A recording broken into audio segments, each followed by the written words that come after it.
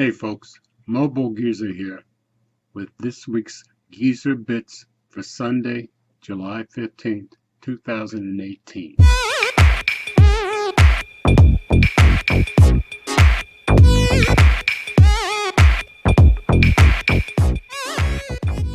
So I don't have a whole lot this week. Do have a new hat that I got this week though. There wasn't a whole lot happening news-wise this week, but I do have a few things. The biggest thing for me, and some of us will be happy, the ban on ZTE buying U.S. products was finally lifted this past Friday as they complied with the last step of their agreement with the Commerce Department and deposited $400 million in an escrow account only to be used if they get caught violating any of the other terms in U.S. regulations. So, a lot of us are pulling for ZTE. Some of you know that I have some relationships with the American counterparts of ZTE, and they've been nothing but good to me and everybody I know. And I don't think they had anything to do with what the big shots did in China. But the agreement has finally been made. I gather all the upper management in China that had to do with this have all been fired, and now we're good to go. Of course, the $400 million that they had to finally put in the escrow account was in addition to the $1 billion they've already paid in fines. And I wrote an article today saying, okay, now that the ban has been lifted, can they make a comeback? I'll link that in the description. Next up, the big merger that supposedly had already gone through between AT&T and Time Warner. Well, even though a judge finally approved that merger, the Justice Department has filed a notice of appeal on the judge's decision to allow the merger last month.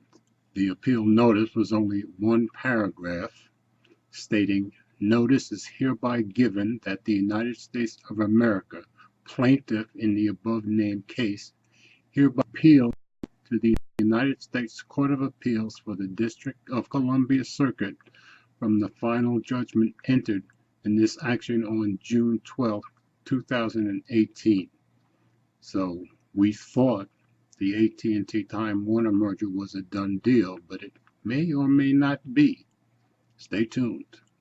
And then you may have heard this discussed on our weekly Friday night stream with Will and Simply Your Device. Some big YouTubers have had their accounts terminated by Google because of them advertising their Twitch streams on their Google broadcasts. I gather the Google terms and conditions do prohibit you advertising other platforms, but they've never really enforced it. Well, I guess they decided to enforce it. They came down on Cerny, Linus Tech Tips, and Astrosit very hard and actually terminated their accounts. I gather all three of them and others have gotten them back at this point, but I guess Google was making a statement that they're going to enforce their rules and they're going to come down hard on YouTubers pulling people away from YouTube. So since that is in the terms and conditions, they have every right to do that. But it was kind of a big deal with these big YouTubers. They're not little guys like me.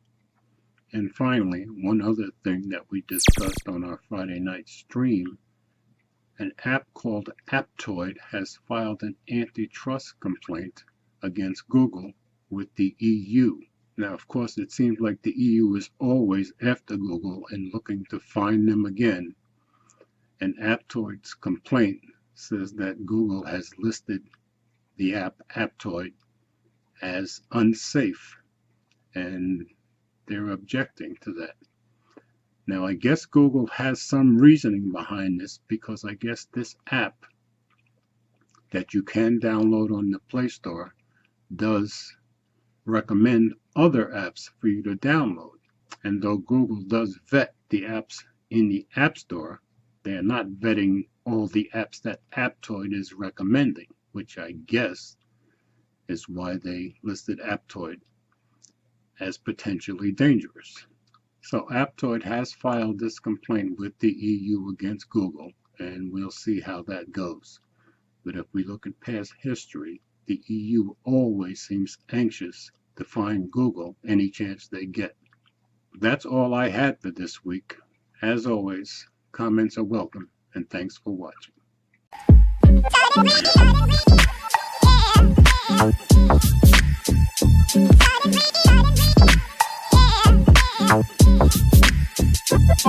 Yeah.